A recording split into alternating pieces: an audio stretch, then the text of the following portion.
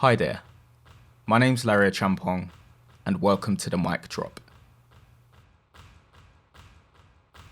The Mic Drop is a collaborative podcast with the sole purpose of creating a space for migrants, by migrants, exercising agency and exchange for a shared space of collective thinking, storytelling, and debate. It is created for a long-term collaboration between members of Many Hands, One Heart, and myself, supported by Heart of Glass.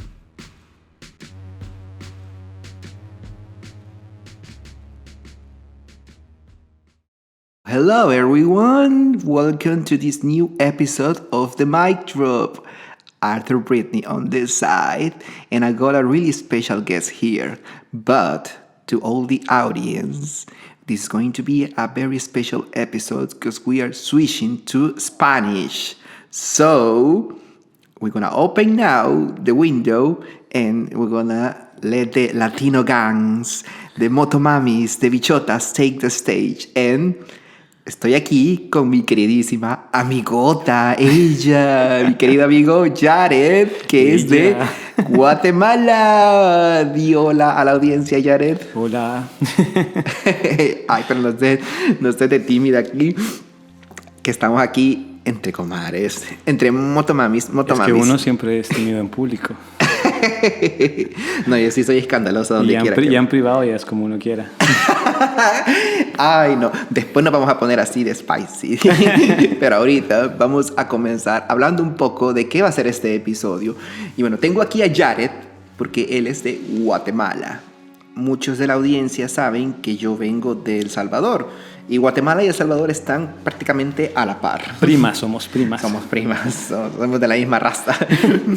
El Salvador y Guatemala están a la par y nosotros compartimos muchas cosas culturalmente, no tanto en el sentido de los orígenes, porque Guatemala es mucho más pluricultural en cuanto a la cultura maya, pero sí muchas cosas en cuanto a la religión y todo eso afectaron nuestra vida como personas LGTB en nuestros países. Entonces, este episodio va a ir enfocado a cómo uno es gay entre las sombras en nuestros países, porque como ya le hemos hablado muchas veces, El Salvador y Guatemala son países altamente homofóbicos.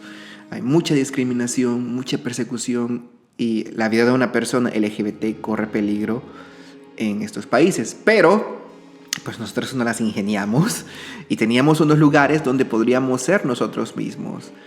Lugares pequeños, lugares que eran muy underground. De hecho, y voy a comenzar quizás yo hablando, en mi país yo iba a un lugar que se llamaba La Disca Escape, y era un sótano literalmente, teníamos que bajar un montón de gradas hasta llegar al sótano y allí nos reuníamos y allí era pues obviamente una discoteca, pero puramente LGBT. La zona no era tan segura a los alrededores, pero pues era el único lugar que por muchos años, La Disca fue el único lugar donde la gente LGBT pudo ir a ser ellos mismos.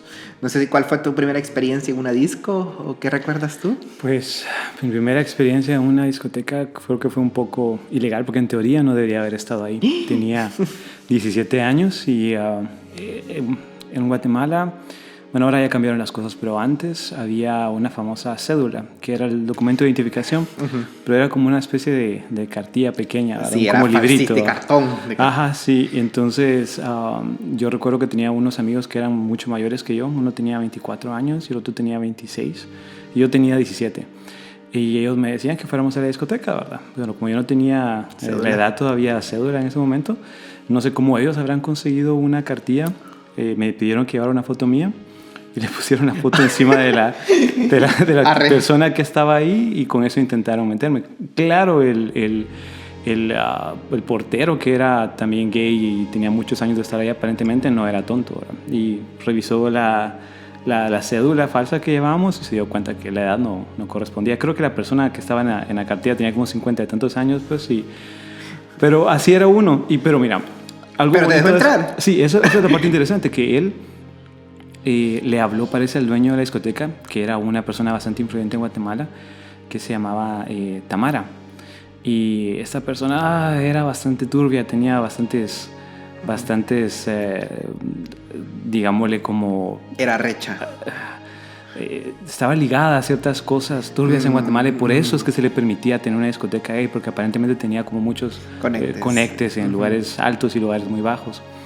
Entonces era bien raro que esa persona se acercara a la puerta a hablar con alguien y salió, me vio y se me quedó viendo y me dice, ¿cuántos años tenés realmente? Y yo, 17. ¿Pero realmente quieres entrar? ¿Quieres tanto estar dentro de la discoteca que viniste y falsificaste un documento? Y yo, sí, ¿de verdad quieres entrar? Sí. Va, entra. Pero si entra la policía a hacer una requisa, yo no sabía que estabas acá y yo no sabía que eras menor de edad. Y me dejó entrar. Ay, y esa fue mi primera vez. Ella, como siempre. Desde la primera, codeándome con las grandes. Infiltrada. Sí. Sí, obviamente. Sí. Ay, no, qué terrible. Pues la mía sí fue más tranquila, te diré. De hecho, fue un plan, fue casi que un ritual. Cuando yo fui por primera vez a una disca, la que te conté, la disca Skate fue por muchos años, digamos, la principal, pero alrededor de 2010, 2011 salió una que se llamaba Buda Shiva Mantra, y tenía como temática así de budismo y todo eso, y estaba súper decorada así, y era como en ese momento como que se partió la comunidad LGBT. Buda o Shiva Mantra era para lo que es de dinero, o sea, la high class. Y después estaba la disca, que era pues para el pueblo. Entonces te encontrabas dos ambientes diferentes. Yo me moví en ambos porque dependiendo de cómo yo me sintiera, a veces en la disca, o sea, tú podías ir a perrear y a bailar y exquisita. Y era como que podía llegar hasta el piso y no hay problema, pero en cambio a veces como que en Shiva, como llegaba solo la gente piqui, la gente pussy, decimos, los fresas, era quizás un ambiente diferente. Entonces, yo me acuerdo que mi mejor amigo, él lo planeó, que esa es otra historia que después vamos a contar, pero mi mejor amigo, él sabía pues que yo nunca había ido a una disco gay ni nada, y él me dijo, no, Artura, yo te llevo a una disco, te vas conmigo, te vestís regia. Y hasta no fui, porque yo siempre me he vestido muy mal en la vida. Yo, hasta ahora que soy medio trani, me he visto... Yo creo que todos pasamos por esa época. No creo que alguien voltee a ver cuando tenía 17, 20, 21 años y diga, ay, qué buen sentido de la moda tenía. Yo creo que pasa más adelante en la vida. Sí, pero yo me vestí mal 30 años de mi vida. Ok, bueno, te tardaste un poco más entonces que los demás. O sea, yo me vestí muy mal 30 años de mi vida y hasta ahora me he visto un poco decente. Ok. Pero bueno, ese es otro tema. El punto es que pues fue chistoso porque como yo no tenía ropa para ir a la disco, mi amigo me dijo, ahorra y nos vamos un día para el centro. Y nos fuimos al centro, fuimos a escoger camisa, pantalón y zapatos para yo ir, o sea, presentable. Ajá. Y porque íbamos a una disco... Porque ibas a ir a donde supuestamente había gente de dinero. Exacto. Okay. Entonces, si no iba tampoco... Si iba medio por mesera... No te dejaban entrar. Es que esa era una cosa que hacían antes, ¿verdad? Si no ibas vestido al lugar donde querías entrar, no te dejaban entrar. Sí. Entonces no me dejaban entrar. Por eso es que a veces me gustaba más ir a la otra disca, a la disca, uh-huh. Porque ahí podía ir uno como quería. Uh-huh. Entonces, yo me acuerdo que esa primera vez yo fui y todavía creo que tengo la foto en algún lado, la voy a buscar para que la pongamos en Instagram o algo. Sí, creo que está en mi Facebook, que yo me acuerdo que iba con una camisita roja, pero divina, y hasta me planché el pelo.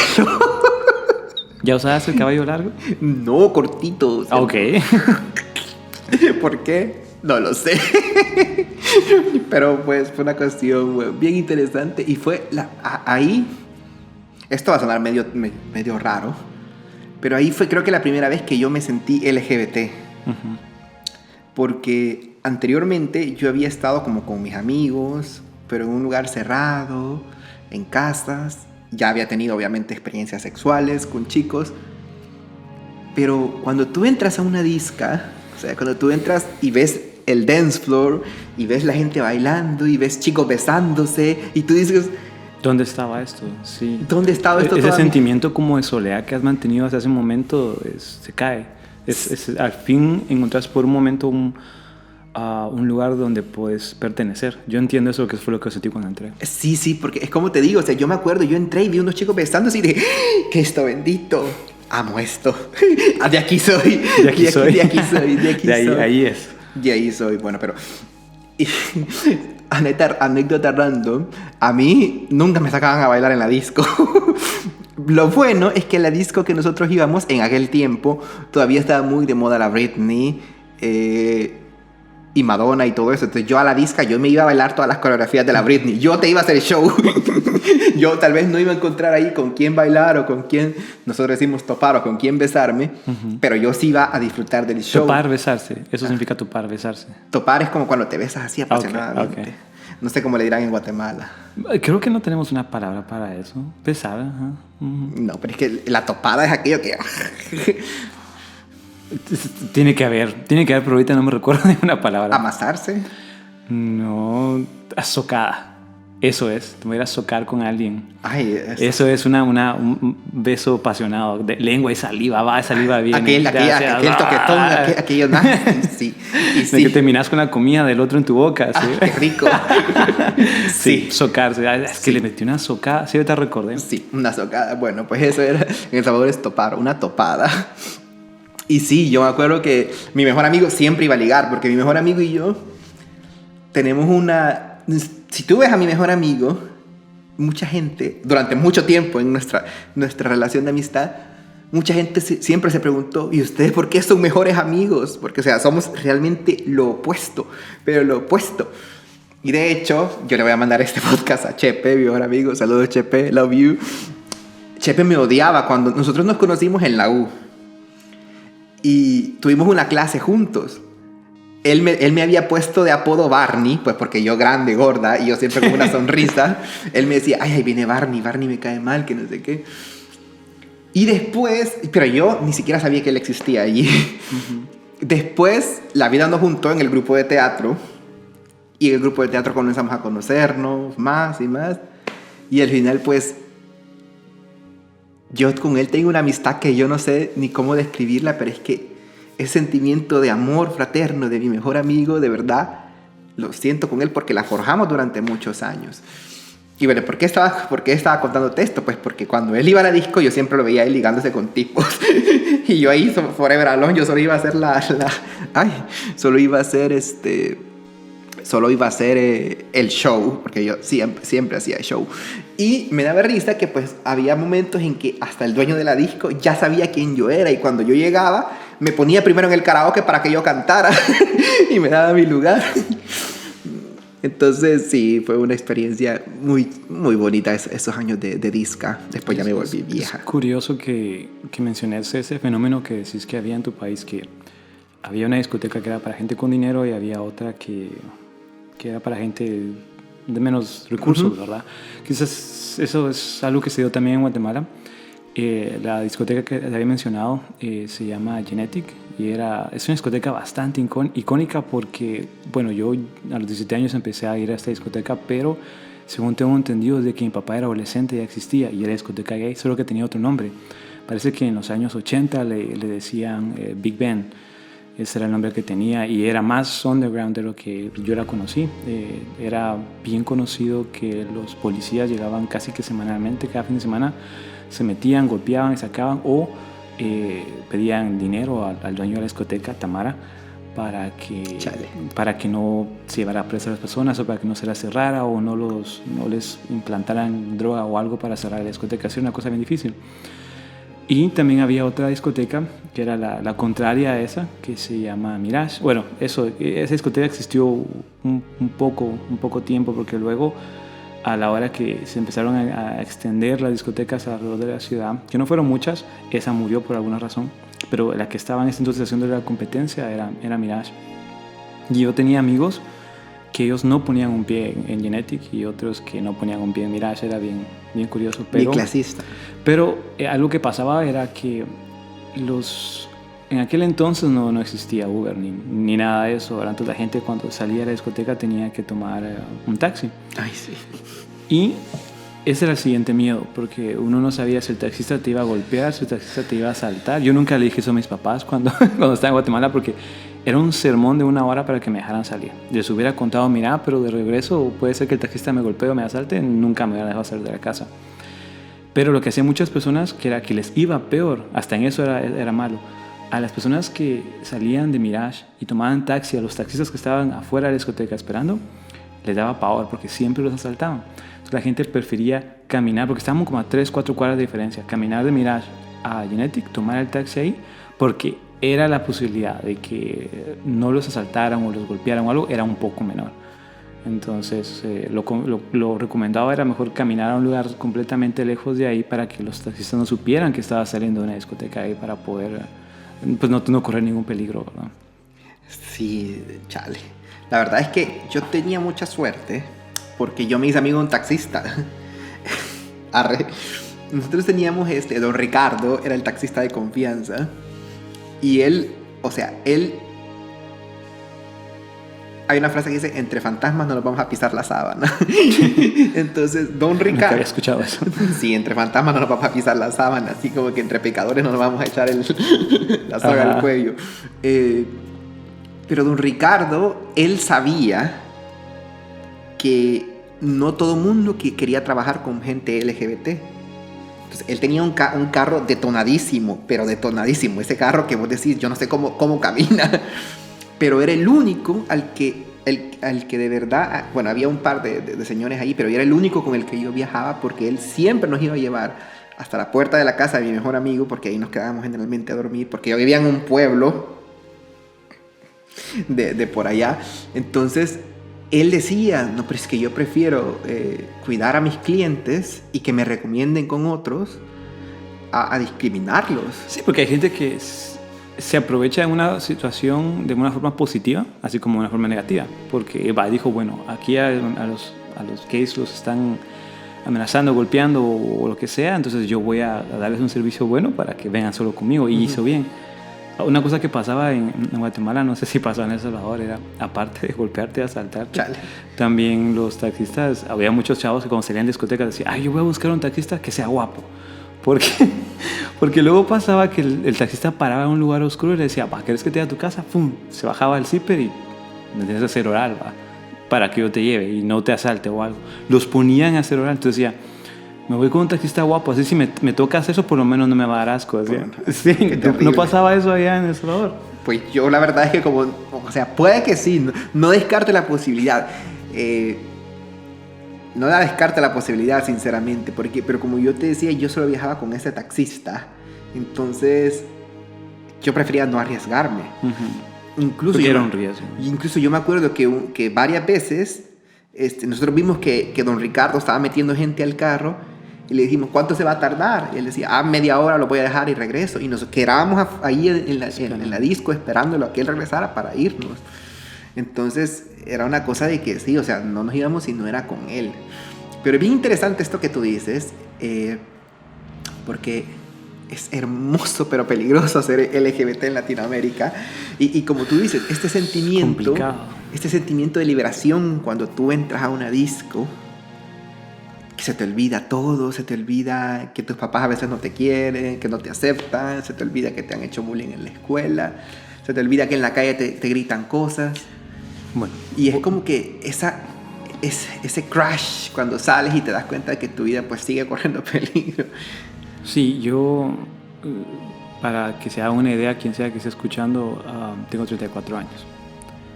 Yo mi adolescencia la tuve 2003, 4, 5, 6, ya no recuerdo por ahí.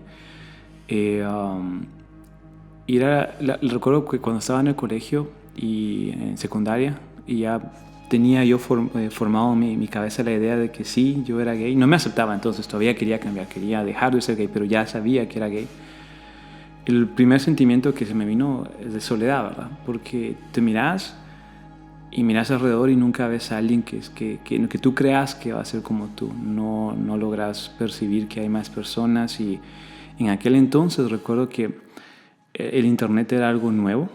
Y buscar, no es como ahora me meto en Google desde mi teléfono y busco qué es ser gay, o qué es ser pansexual, o qué es ser no binario. No, o sea, ya no existía esa información, y generalmente la información que existía eran artículos en contra tuya, ¿verdad? La homosexualidad siempre era algo bastante... Los artículos eran como en contra de eso, ¿verdad? Entonces se veía desde un punto de vista malo, ¿verdad? Entonces eso alimentaba más todavía el sentimiento de soledad que te dabas.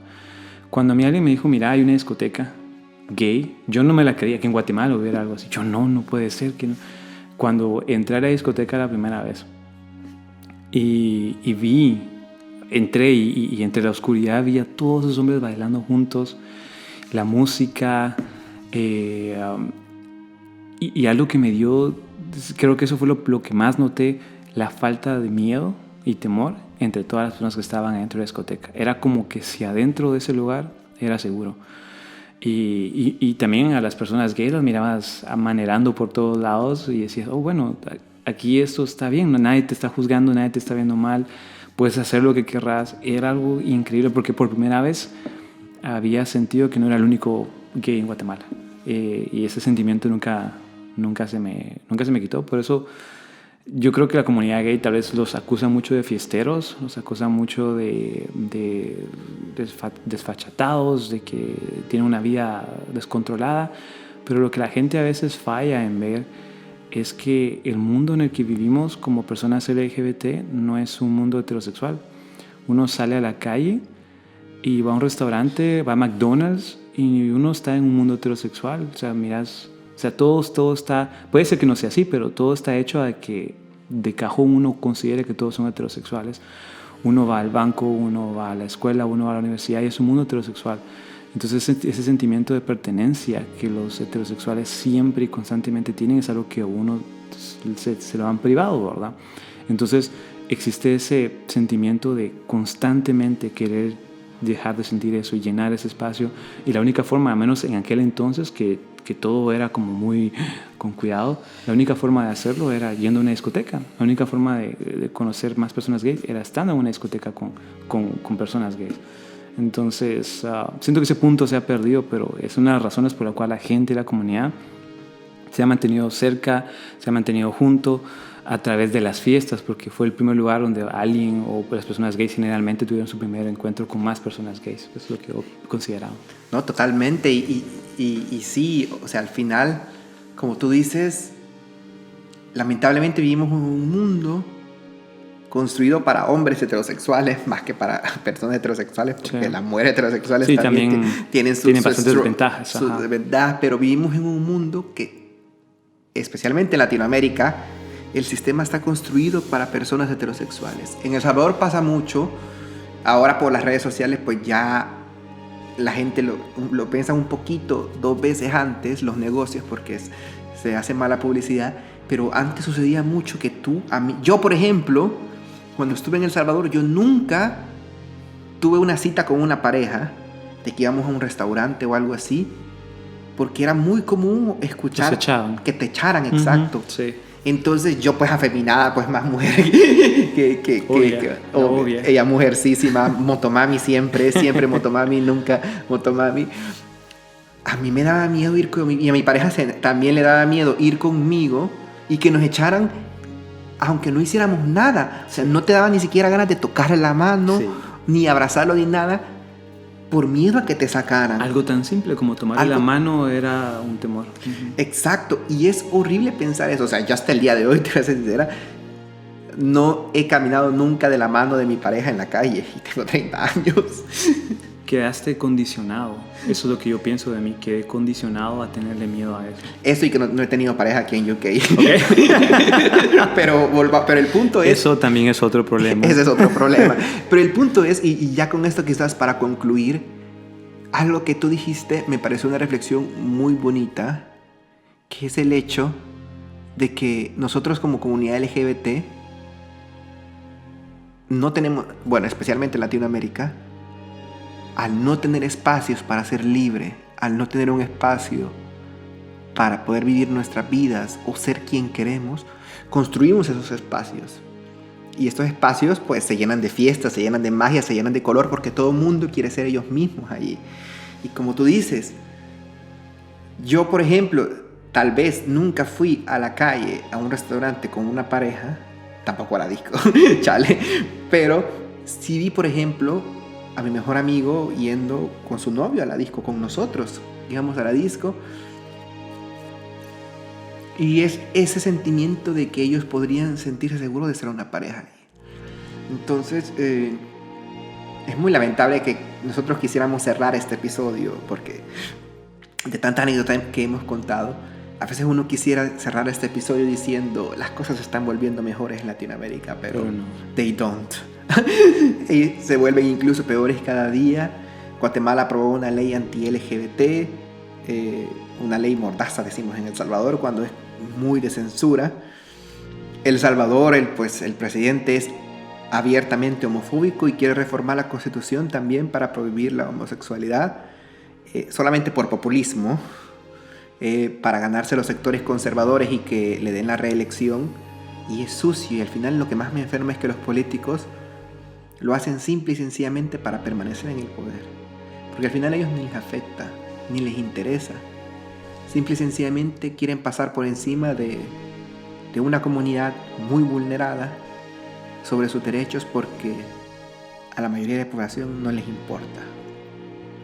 Y lastimosamente, pues eso es por lo que Yarit y yo estamos acá con ustedes en este país, porque no podemos ser libres en nuestros países, nuestras vidas corren peligro.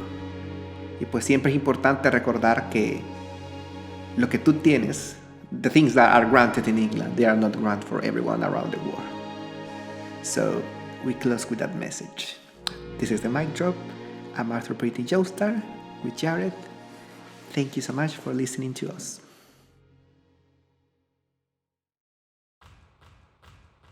My name's Larry Champong, and thank you for listening to the mic drop.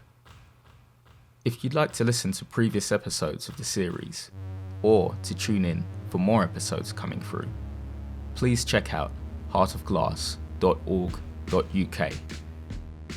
Additionally, the mic drop can also be found at anchor.fm.